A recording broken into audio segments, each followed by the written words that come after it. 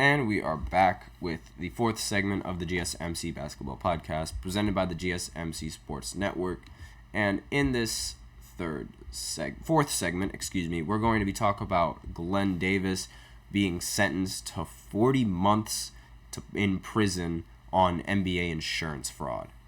So, nickname Big Baby, that's who he is, and that's his nickname, and he will be going to prison for insurance fraud. So I'll just briefly explain the entire case and what's going on. So he was sentenced to 3 years of supervised release, but in November, Davis was found guilty of healthcare fraud, wire fraud, conspiracy to make false statements, and conspiracy to commit healthcare and wire fraud, and faced 20 years in prison. So this is a very, very big deal.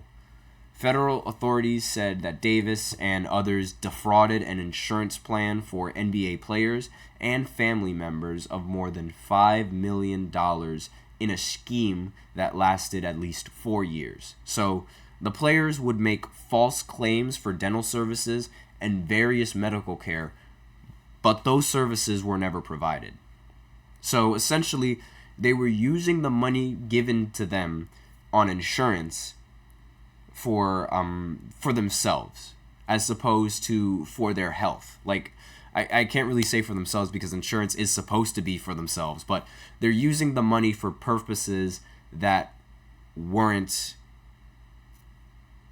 legal, I guess you could say, because $5 million in insurance, making these false claims and using that money for your own personal gain, as opposed to using that money to either, for example, actually go to dental services or actually go to some medical care.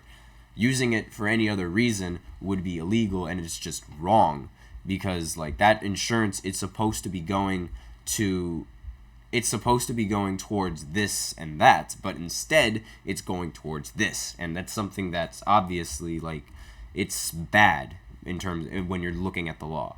So Davis, he submitted a total of $132,000 worth of claims, including saying he got $27,200 worth of dental work at Beverly Hills Dental Office on October 2nd, 2018.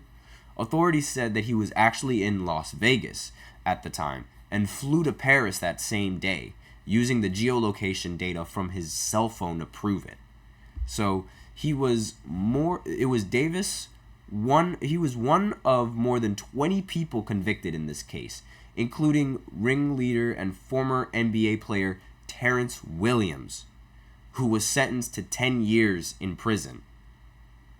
So this is a widespread thing that a lot of these people are doing. Another NBA player, Will Bynum, received an 18-month prison sentence last month for making false statements to the NBA player's health and welfare benefit plan, and was ordered to pay nearly $183,000 in restitution.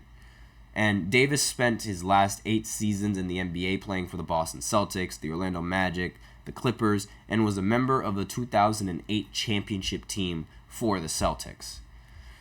And just listening to all of these NBA players do this kind of thing, it's it makes my head ache, because they make so much money in the NBA, and here they go ruining their careers by something as little as this and as petty as this. Because as an NBA player, $183,000 it might be a lot for us, but that's a lot of these NBA players, they're good for that kind of money. It's it's not really that much, especially if you're one of those players that has a super huge contract, but it's not really that much when you look at the rest of the money that these guys are making. Because on rookie deals, the average rookie deal is $6 million, $7 million, something on that nature. So having $7 million compared to needing $183,000 or $27,000, that's nothing. that's pocket change to all of these NBA players. And it's like they would rather do this and lie to gain money than to invest their money in other companies and this and that and the other and find other ways to make money. And it's just they ruin their careers and they ruin their reputation for this, like, for something so meaningless.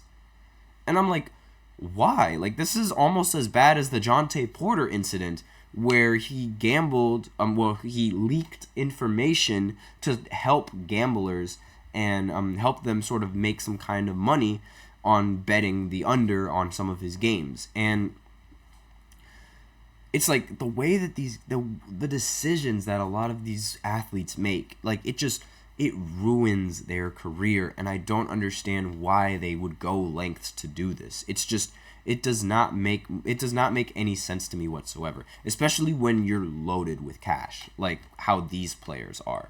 And in any normal person would freak out about this. But Glen Davis was actually happy that he was going to end up in prison.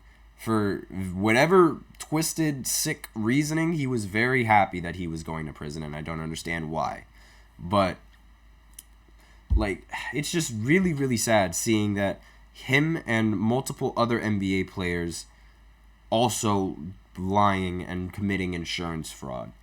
Like, that's just it's gross. It's despicable, in my opinion, because there's no way that you have so much money on NBA contracts and all of this that you cannot even, that you can't support yourself to the point where it's like you need to take money. Like this operation, like as I said previously, it's been going on for 4 years, and he was able to steal $5 million from them. That's still less than an NBA rookie contract, I believe. And it just infuriates me, like, just how this works. It just infuriates me, like, how some of these players think. So, and it's like after his sentence, Davis addressed on Instagram Live, and whoever was within the earshot of New York City courthouse, joking about his sentence. He said, here's the quote, "I'm gonna be swole though. I swear to God, I'm about to get in so much shape on God." Davis said, "That's what God say. I'm going to stop you eating hamburgers. I'm gonna put you in jail. You don't want to stop eating hamburgers and Cheetos, you're going to jail. So now I'm going to become The Rock." That's what he said. And obviously, like, that's part of the reason why he has his nickname Big Baby. And he, in the NBA, at his 6'9" frame, he was 290 pounds. And that obviously, like, that tips the scale in terms of NBA players. And it's a very sick, twisted way of looking at going to jail for insurance fraud. And it almost seems like he doesn't care about the fact that he stole so much money from NBA insurances. Further adding on to the fact that the money that he stole was like pocket change to him.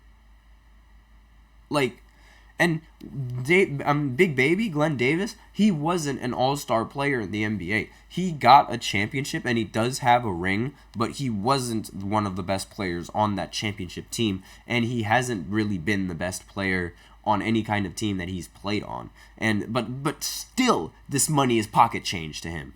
And it's like he doesn't really care about the fact that he got arrested, and it really infuriates me how some of these guys are considered athletes. Because, like, why would you even have to commit insurance fraud as an NBA athlete?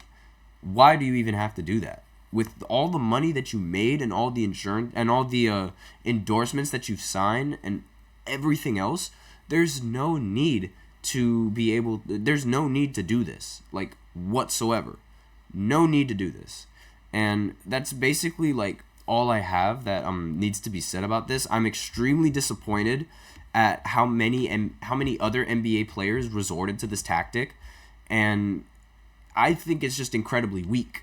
Like, in my opinion, it is an incredibly weak move to steal money from insurances like that, because some other people might actually need that money, and it's being put to and it's being put into this, into whatever he was doing in Vegas. And it's just JS Huntington in the chat. Greed. Yes, exactly. That's exactly what this is. And I cannot stand to see greed coming from rich NBA athletes like this. And like people that have money like this. I cannot stand the amount of greed that some of them have, thinking that they can steal money for their own personal gain. It is just it's so childish to me, because you could use like the money that you made on the NBA for and invest it in so many different companies that you'll end up making money just by doing nothing. And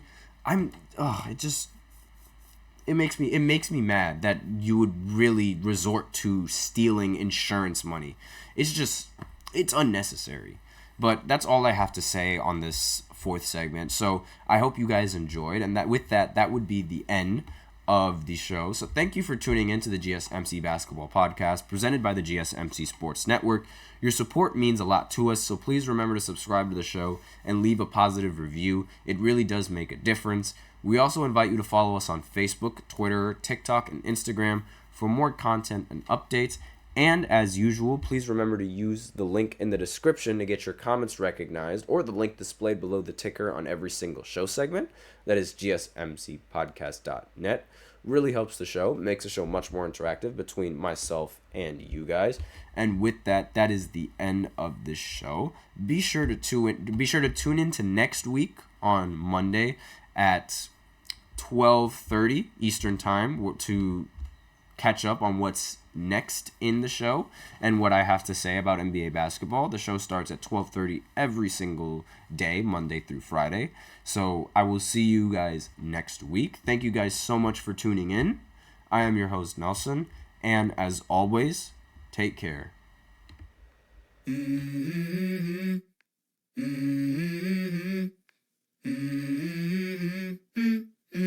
Let's go.